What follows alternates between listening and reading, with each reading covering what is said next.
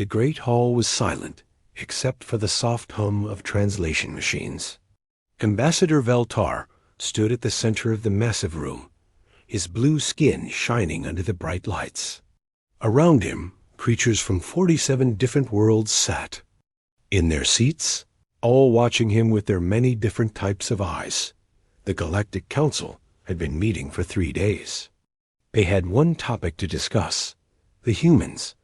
Veltar looked up at the high seats where the most important council members sat. High Counselor Mordak was there, his 4 arms folded across his chest. His people, the Kreks, had ruled the galaxy for over 1,000 years. When Mordak spoke, everyone listened. The human problem grows worse each day, Veltar said, his voice carrying to every corner of the hall. 3 years ago, we found them. They had just left their home star system for the first time. We thought they would be easy to control, like all young species. A few council members made sounds of agreement. The Vorthic representative clicked his claws together. The snake-like Seth hissed softly. But they are not like other young species. Veltar continued. They spread to new worlds faster than we expected. They make friends with everyone they meet. Pirates attack their ships, and somehow the humans turn those same pirates into trading partners. We try to limit their expansion, and they find ways around our rules. Council member Zareth, whose people looked like giant insects, stood up. They are just one small species. 43 worlds, you said? We control thousands of worlds. Why do we waste time talking about them? Because they are dangerous, Veltar replied. Not because they are strong. They are dangerous because they make others strong. Every species they meet becomes their friend. Every world they visit becomes their ally. They have turned half the minor species in their sector into a network of support. High Counselor Mordak leaned forward in his seat. When he spoke, his voice was deep and slow. What do you suggest we do? We give them a choice, Veltar said. The same choice we give all species who do not understand their place in the galaxy. They can submit to our guidance, or they can learn why 47 civilizations chose to join us instead of fighting us. The hall buzzed with conversation. Some council members seemed excited. Others looked worried. The humans had never shown any sign of wanting to fight anyone. They seemed to prefer talking and trading to violence. Bring in their representative. Mordak commanded. The great doors at the far end of the hall opened. Ambassador Sarachon walked in, her footsteps echoing in the silent room. She was not very tall compared to most council members, and she had no claws, no extra arms, no thick skin, or natural armor. She looked fragile, but Veltar had studied humans for 3 years. He knew that looks could lie. Sarachon walked to the center of the hall and stopped. She did not bow. She did not show any sign of fear. She simply waited. Ambassador Chun, Mordak said, the council has reached a decision about your species. I'm listening, Sarah replied. Veltar stepped forward. The human expansion must stop. You will not colonize any new worlds beyond your current 43 systems. You will accept council supervisors to oversee all of your technology development. You will allow our guidance counselors to help your people learn proper galactic behavior. Sarah listened without moving. Her face showed nothing. You have 30 standard days to agree to these terms, Veltar continued. Your government must formally accept council authority over human affairs. This is not a request. This is a requirement. And if we refuse? Sarah asked. The question hung in the air like smoke. Several council members shifted in their seats. Most species never asked that question. They usually agreed right away, or at least tried to negotiate. High Counselor Mordak stood up slowly. All 4 of his arms spread wide, a gesture that meant finality among his people. Then the council will demonstrate why 47 civilizations chose cooperation over conflict. We have fleets that could darken the skies of 1,000 worlds. We have weapons that could crack planets. We have armies that have never known defeat. Sarah Chun nodded once. I understand. Do you? Mordek asked. Do you truly understand what you would be facing?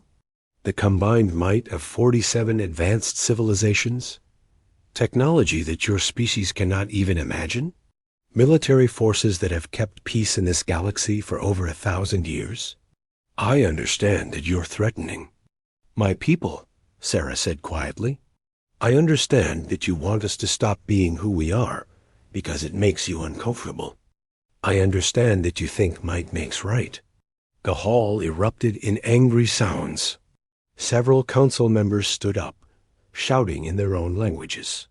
The translation machines worked frantically to keep up. Mordak raised one hand, and silence fell. Immediately, choose your words carefully, human. You stand before the rulers of the galaxy. Sarah looked around the hall, meeting the eyes of creatures who could destroy her home with a single command. When she spoke again, her voice was calm and steady. Thank you for the 30-day notice, she said. It's more warning than most bullies give their victims. The silence that followed was absolute. No one had ever called the Galactic Council bullies to their faces. I request immediate transport back to Earth, Sarah continued. My government will need time to consider your generous offer. Veltar watched her carefully. Something was wrong. Humans were supposed to be emotional creatures, prone to fear and panic when threatened. But Sarah Chun looked like a predator that had just been shown where the prey was hiding. Granted, Mordak said after a long moment. 30 days, Ambassador, not 1 day more. Sarah bowed slightly, a gesture of politeness rather than submission. Understood, High Counselor. We'll be ready. She turned and walked back toward the great doors. Her footsteps echoed in the silence. Every council member watched her go dot as the doors closed behind her. Veltar felt a chill run down his spine. In 3 years of studying humans, he had learned that they had strange sayings for every situation. One of them came to his mind now. Be careful what you wish for. Council member Zareth clicked her claws together happily. That went better than expected. She seemed to understand the situation. Yes, Mordek agreed. The humans will see reason. They always do eventually. Fear is a universal language. But Veltar was not so sure. He had seen something in Sarah Chun's eyes when she said, We'll be ready. It was not fear. It was not resignation. It looked almost like ... anticipation. High Counselor Mordak dismissed the council session. As the representatives filed out, talking among themselves about the easy victory they had just won, Veltar remained in his seat. He pulled up files on his personal display, reviewing everything the council knew about human behavior. Humans did. Not like bullies. They had a strange habit of protecting the weak, even when it cost them greatly. They formed friendships across species lines that other civilizations found impossible to understand. And when they were threatened, they did something that no other species did. They united. Veltar closed his files and stood up slowly. The council had just made what might be the biggest mistake in galactic history. They had given humanity 30 days to prepare, thinking it would make them more afraid. Instead, they had given humanity 30 days to get angry. As Veltar left the Great Hall, he wondered if the council really understood what they had just started. Humans had another saying that he had learned in his studies. You have awakened a sleeping giant. The giant was about to wake up. Sarah Chun's ship landed on Earth 18 hours after leaving the council chambers. She had spent the entire journey writing her report, but her mind kept returning to High Counselor Mordak's words. 47 civilizations. Fleets that could darken the skies. Weapons that could crack planets. The transport took her directly to Geneva. to the underground complex that served as humanity's center of government. The Situation Room was already full when she arrived.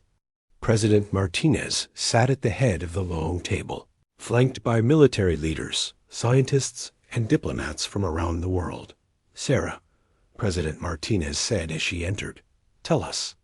Sarah took her seat and activated the holographic display. The council chambers appeared in the center of the table, showing the massive amphitheater and its alien occupants. She played back the entire meeting, letting her colleagues see exactly what they were facing. When the recording ended, the room was silent for a long moment. General Harrison, the head of Earth's Defense Force, was the first to speak. 47 civilizations. Do we have any idea what kind of military force that represents? Our best estimates put their combined fleet strength at over 50,000 ships. Admiral Park replied, pulling up her own displays. Everything from small patrol craft to planet killers. We have ... significantly less. The numbers appeared.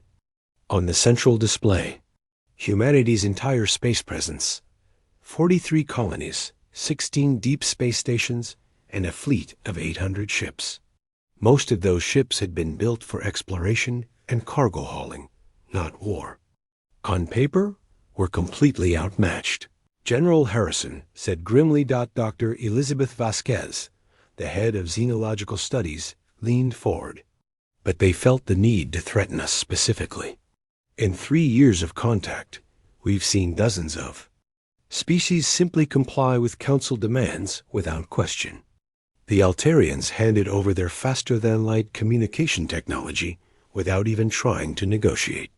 The Centauran League dissolved their independent government the day after the council asked them to. What's your point, President? Martinez asked. My point is that they're afraid of us, Dr. Vasquez said. They just haven't figured out why yet. Foreign Minister Zhang pulled up diplomatic files. We've had contact with 86 different species in the past 3 years. 71 of them are not council members. Most of them are classified as minor civilizations by the council. Minor civilizations, Sarah repeated. That's what they called our allies. Species that don't matter enough to have a voice in galactic affairs. How many of those 71 species would stand with us? President Martinez asked. Zhang hesitated. Unknown. The council has a history of punishing species that oppose them. Most would be too afraid to openly support us. General Harrison studied the tactical displays. Even if every non-council species joined us, we'd still be outnumbered 10 to 1. Our technology is good, but it's not miracle-level good. The debate continued for hours. Some argued for acceptance of the council's terms. Others wanted to try negotiating for better conditions. A few suggested that humanity should simply disappear into the deep space between stars, becoming nomads rather than submit.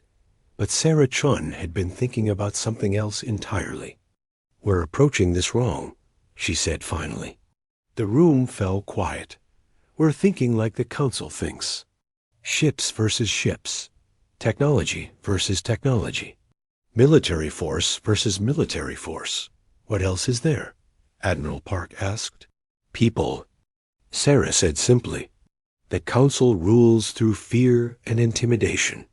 They've kept peace for 1,000 years by making sure no one ever challenges them. But what happens when someone does?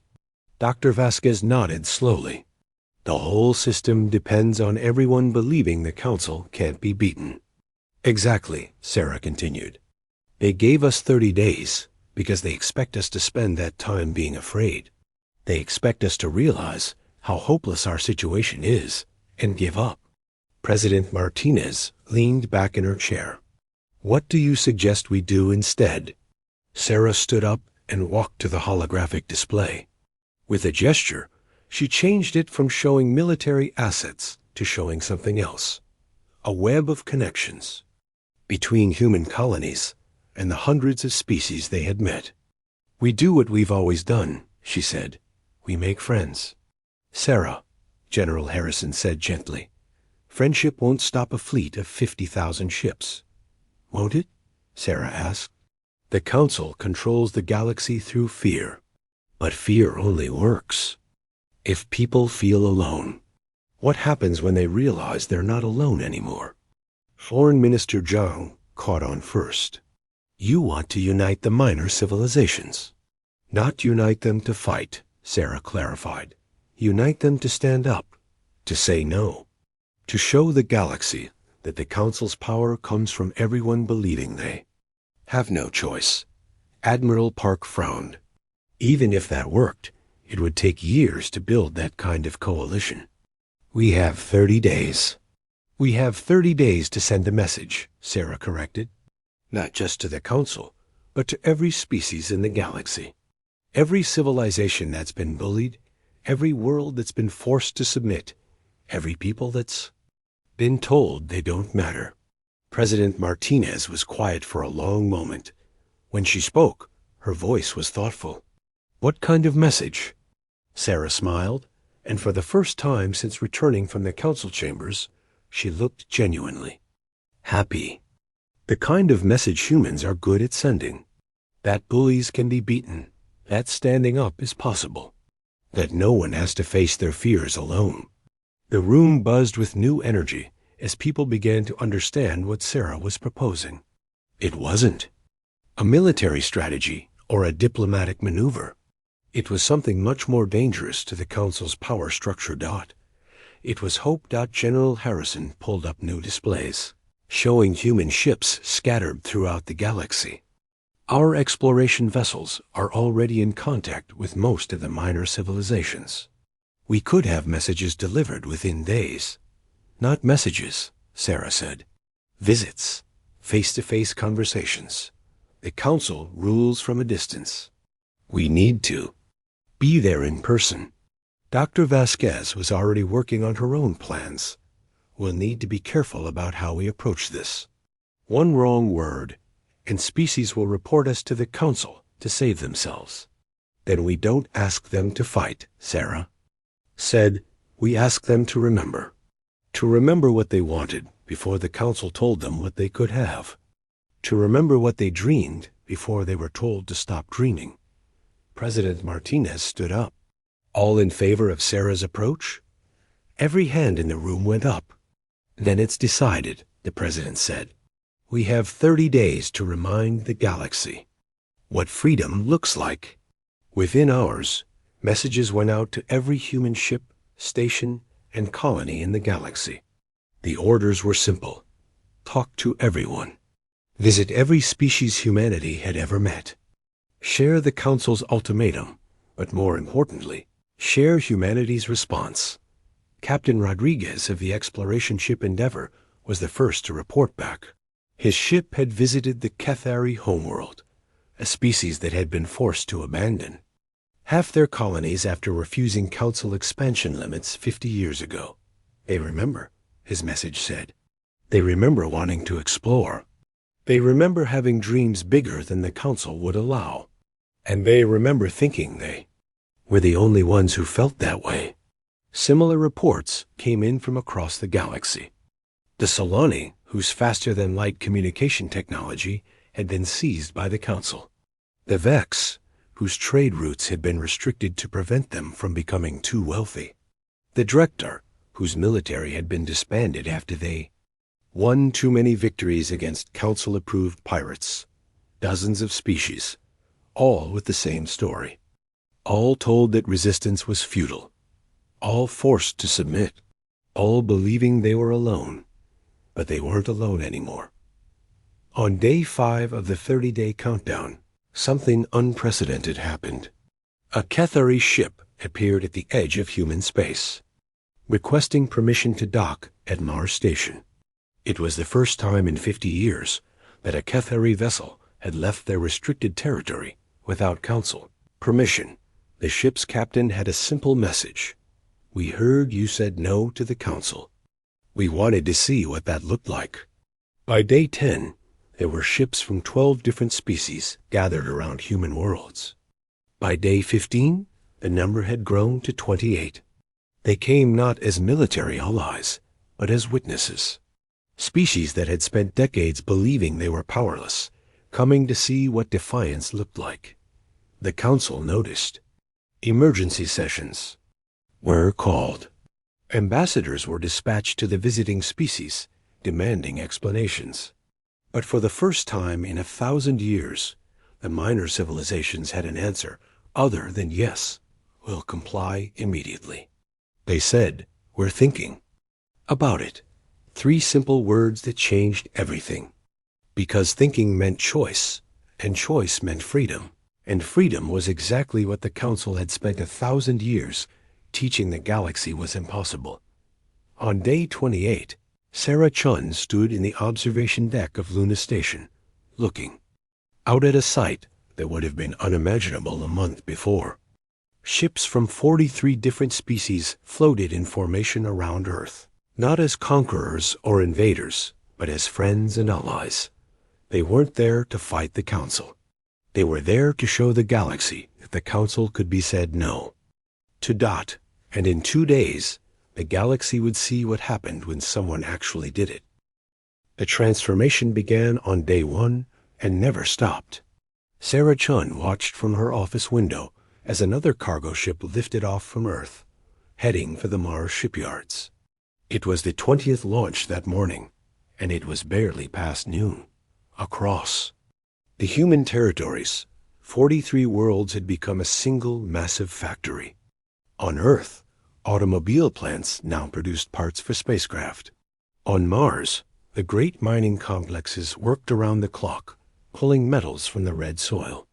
On Europa, underwater cities that had built homes were now building weapons.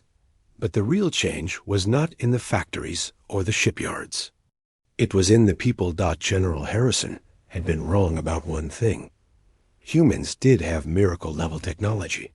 They just hadn't realized it yet. The miracle was not in their computers or their engines or their weapons.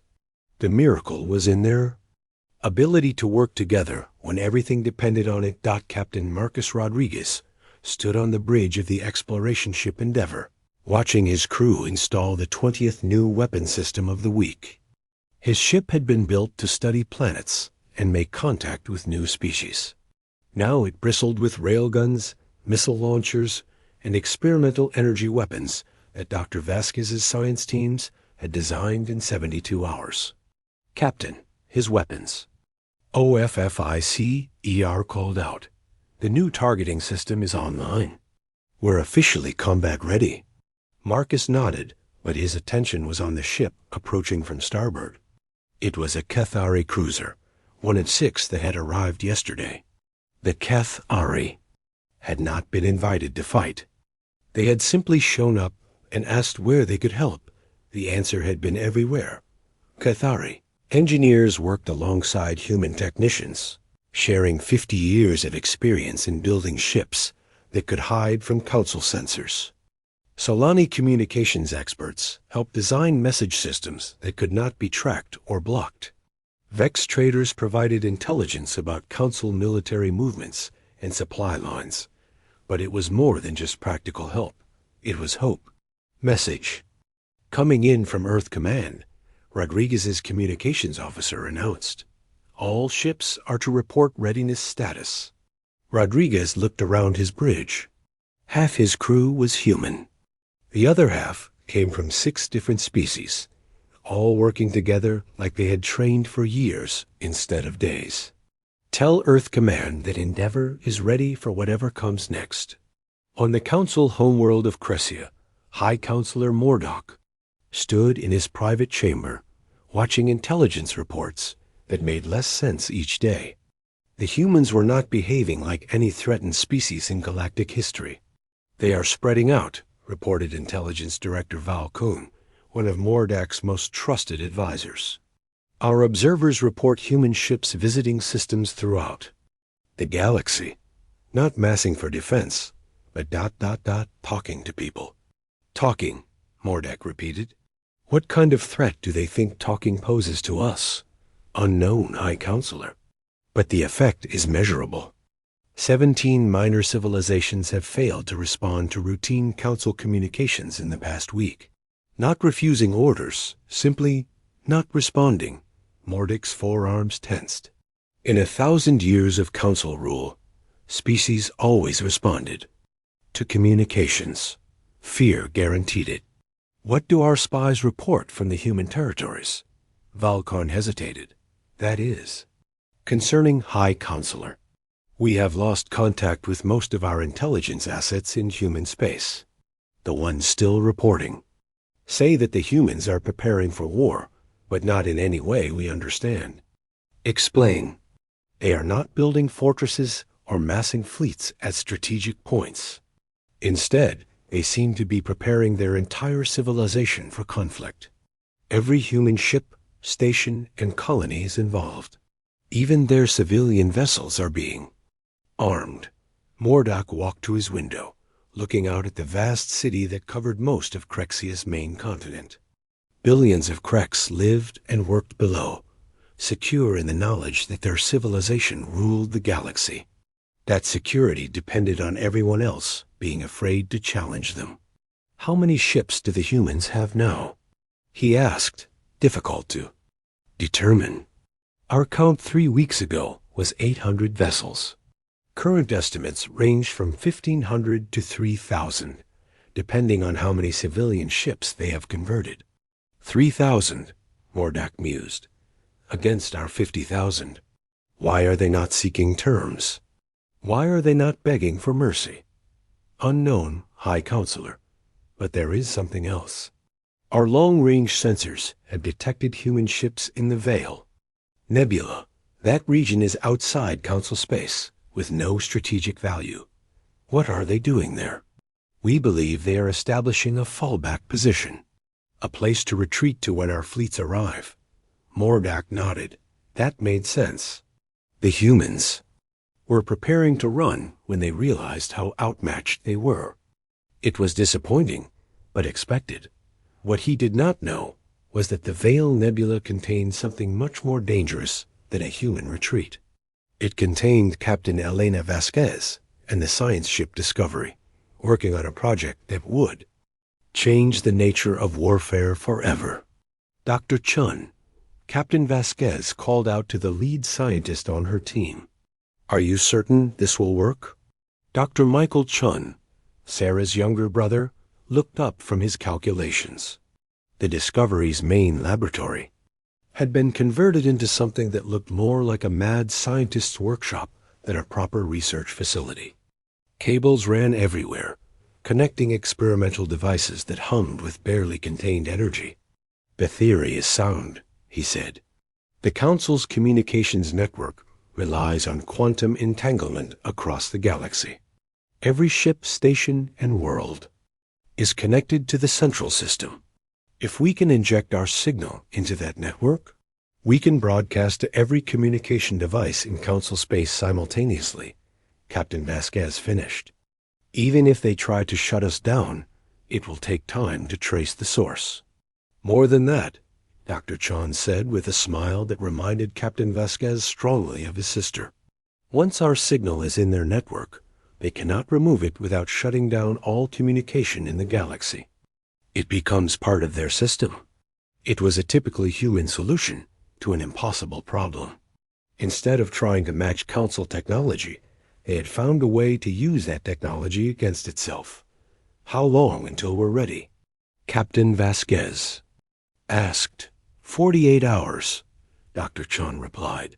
Assuming the Council gives us that long, they would.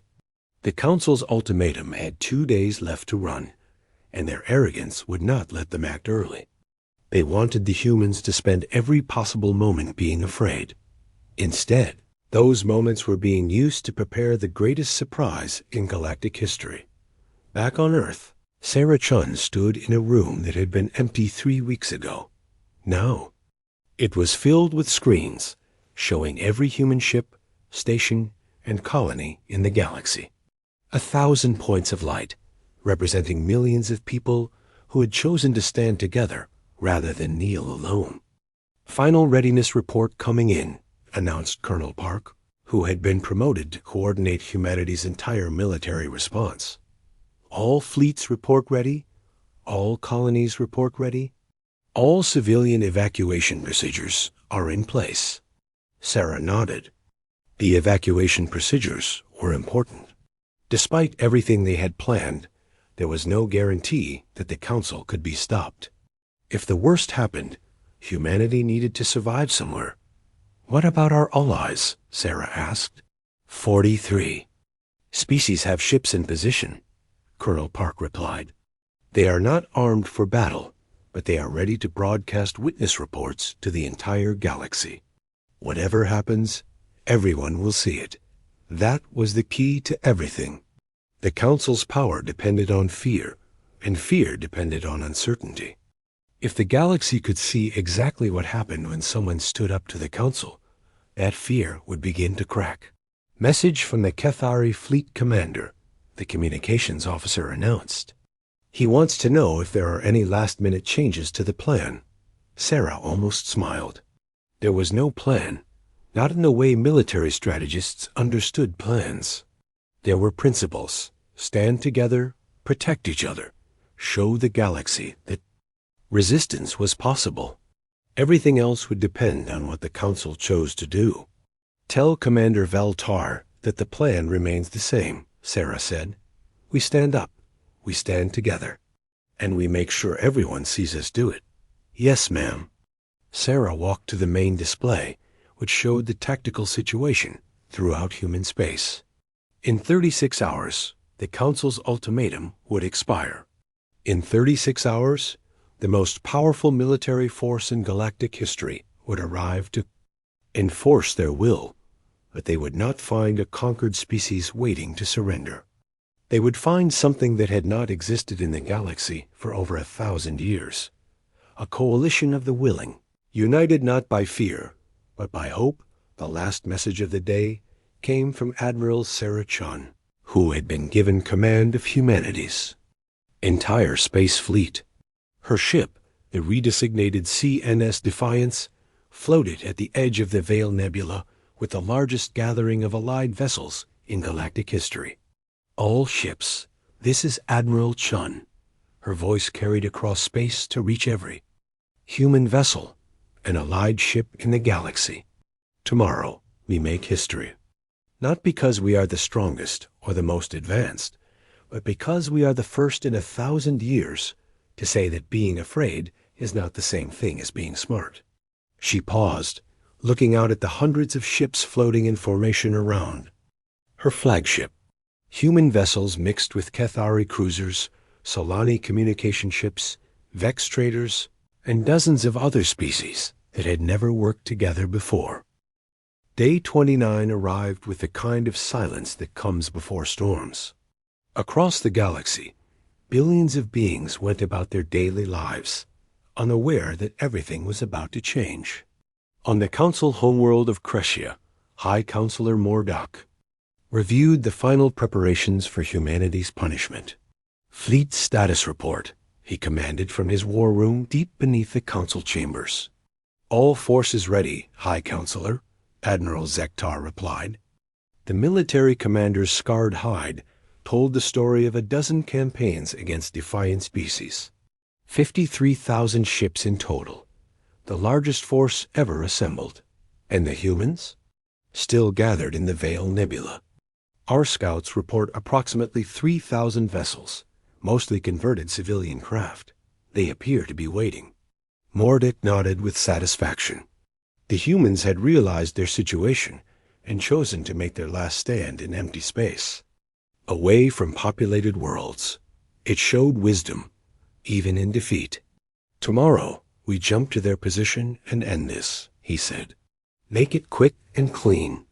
I want the minor civilizations to see that resistance is futile, but I do not want them to see unnecessary cruelty. What Mordock did not know was that at that exact moment, Dr. Michael Chun was making final adjustments to the most important piece of equipment in human history. The Quantum Communication Act was complete, tested, and ready to deploy. Are you certain about the timing? Captain Vasquez asked as she watched Dr. Chun work.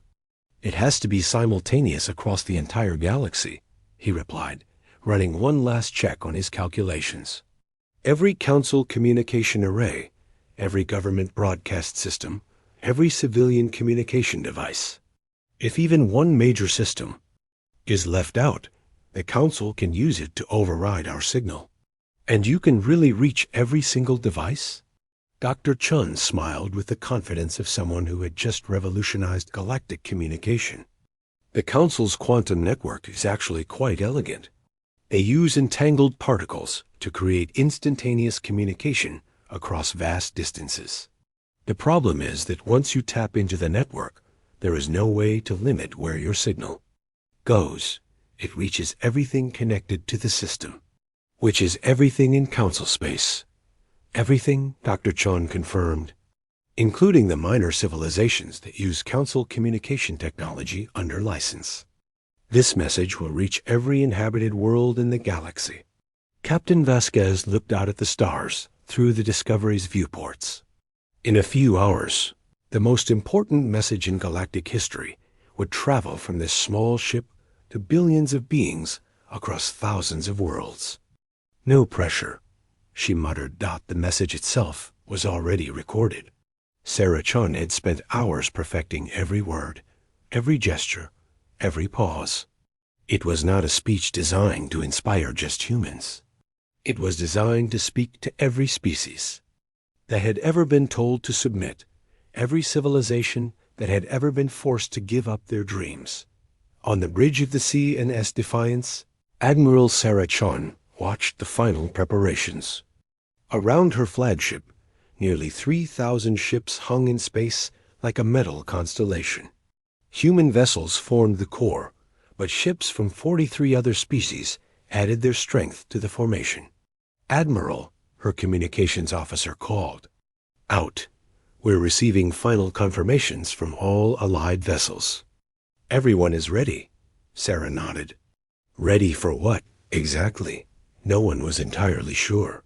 The plan was simple: broadcast the message, make their stand, and show the galaxy that the Council could be defied. What happened after that would depend on how the galaxy responded. "Any word from our observers?" she asked. "All monitoring posts report normal Council activity. No sign that they suspect anything unusual." That was good. The Council's arrogance was their greatest weakness. They were so confident in their power that the possibility of a real challenge never occurred to them. Time until the ultimatum expires?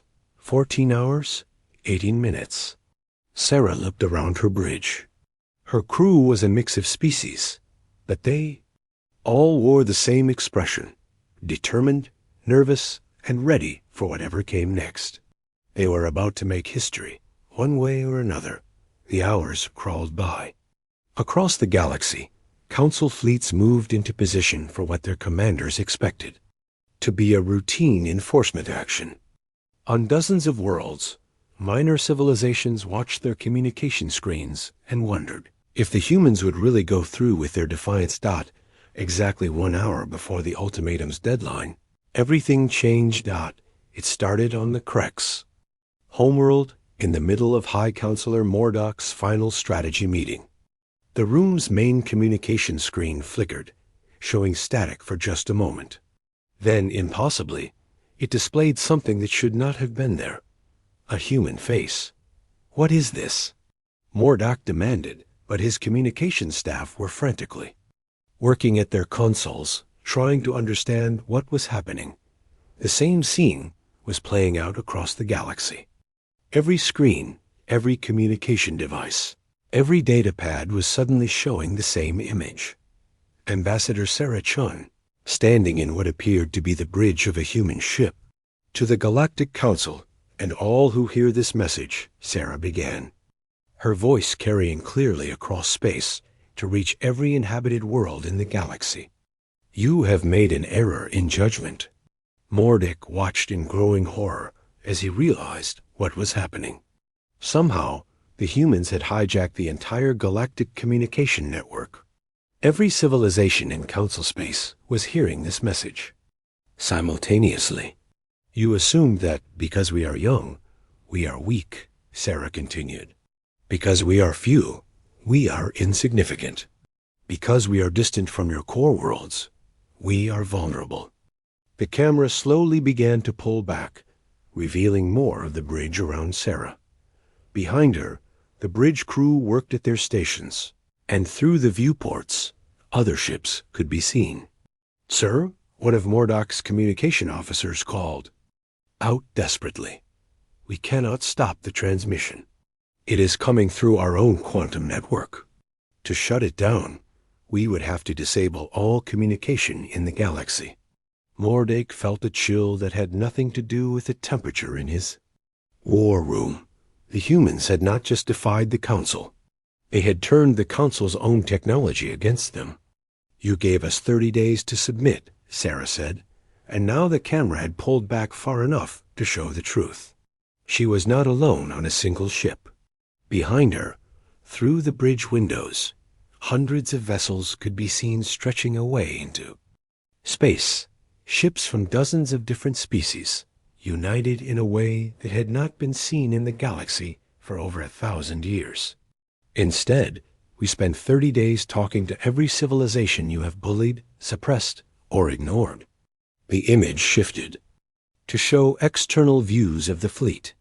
Human ships flew in formation with Cathari cruisers, Solani communication vessels, Vex trading ships, and craft from dozens of species that most Council members had forgotten existed. We learned about the Cathari, who refused your expansion. Limits and watched their colonies burn. Sarah's voice continued over the images. We learned about the Solani, who developed faster-than-light communication and were forced to hand over the technology. We learned about 43 different species who were given the same choice you gave us: submit or be destroyed. On worlds across the galaxy, beings stopped what they were doing to watch.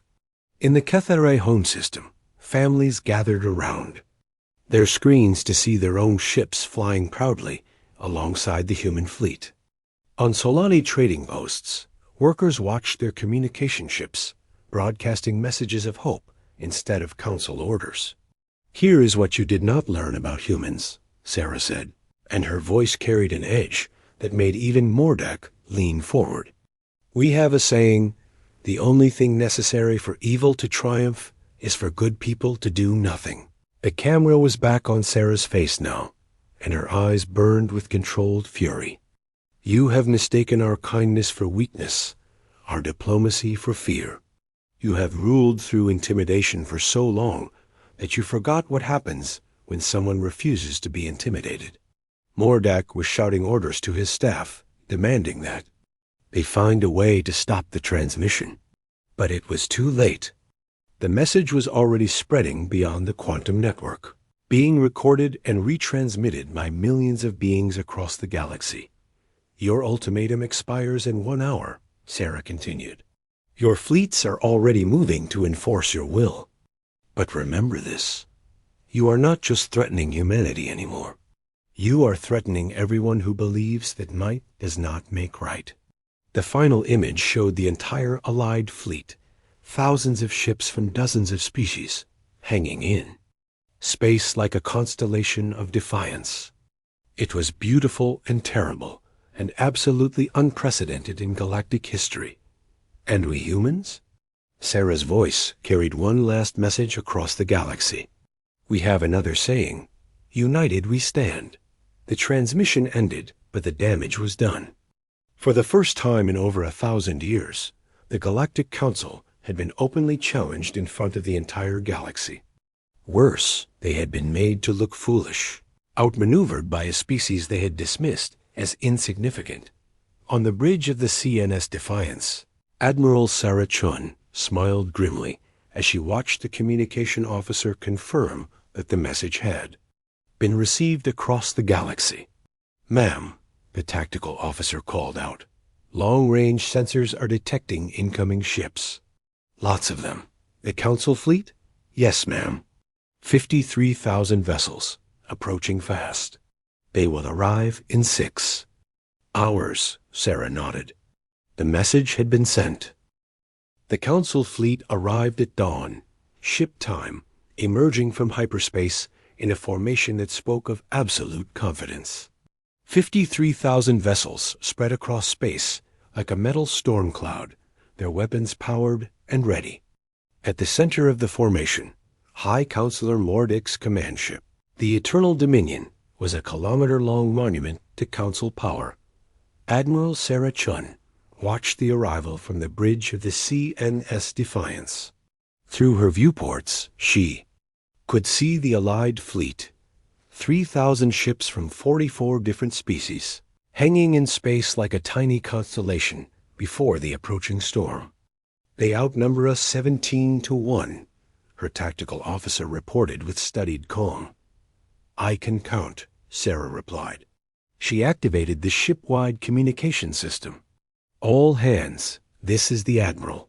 The Council fleet has arrived. In a few minutes, we will either make history or become history. Either way, the galaxy is watching. She paused, looking around her bridge at the mixed crew of humans and aliens who had chosen to stand together. Remember why we are here. Not to win a war, but to send a message. That message is simple.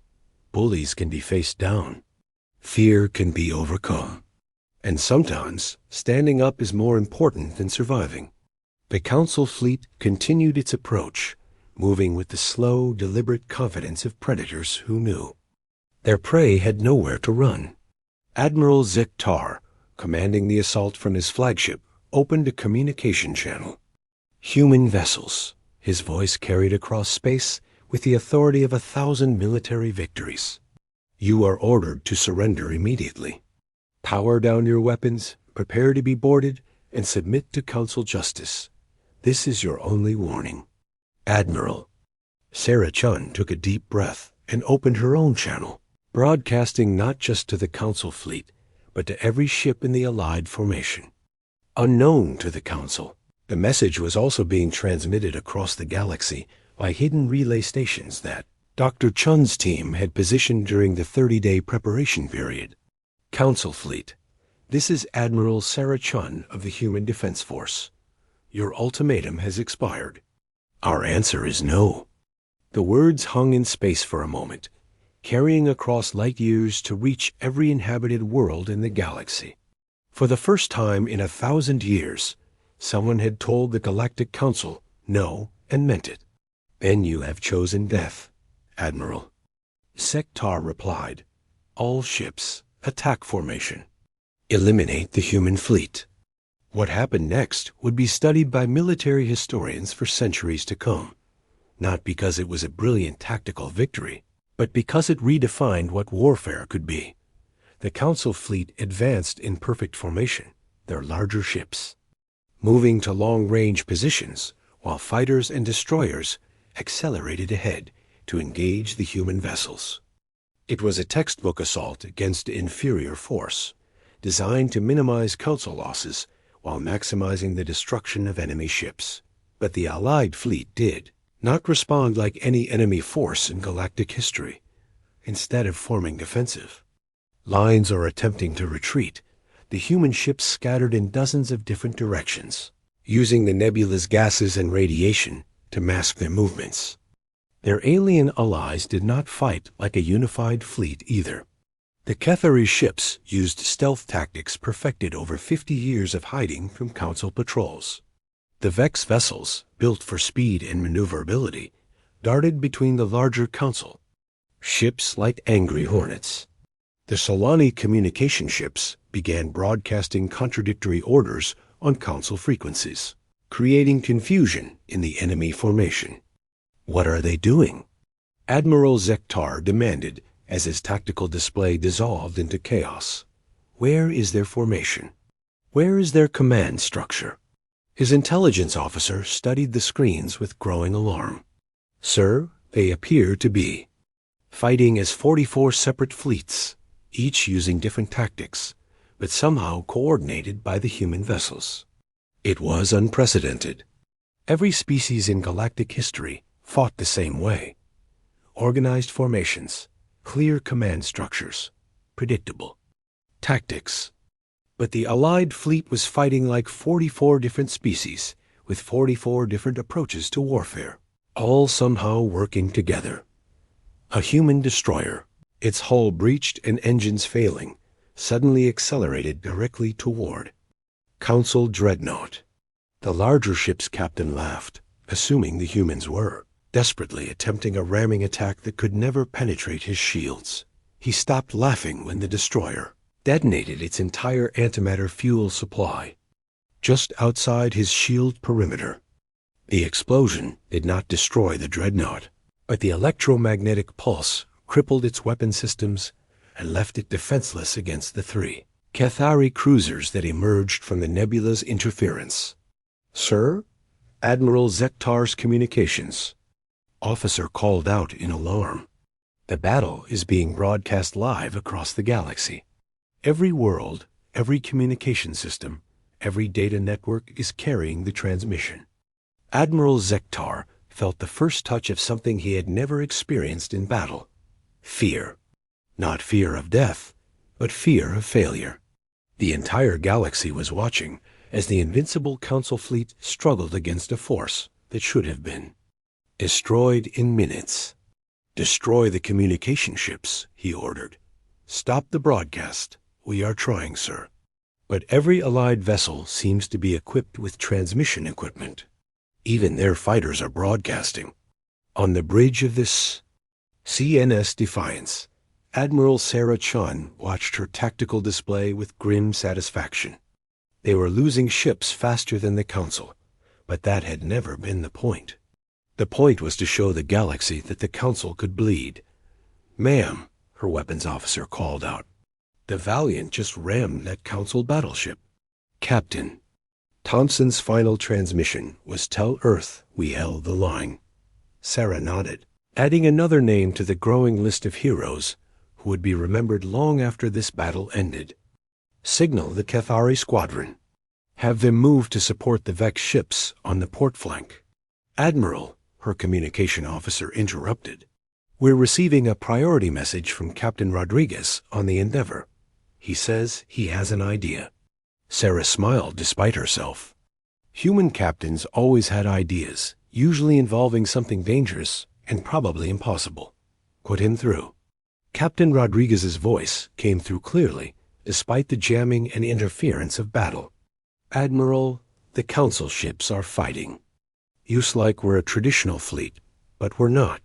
We're 44 different species with 44 different ways of fighting." "Your point, Captain?" "My point is that they have 47 different species too. What if we remind them of that?" Sarah caught on immediately. The Council fleet might be unified in command, but it was composed of dozens of different species, each with their own languages, traditions, and military doctrines. That diversity was normally a strength, but in the chaos of this unprecedented battle. "Do it," she ordered. Captain Rodriguez smiled and turned to his mixed crew. "You heard the Admiral. Time to start some friendly conversations with our Council counterparts." What followed was perhaps the strangest psychological warfare operation in galactic history. Using captured Council communication codes and the language skills of their alien allies, the human ships began broadcasting messages to specific species within the Council fleet to the Vorthic ships. "Why are you fighting for the Krex? Remember when they took your breeding worlds?"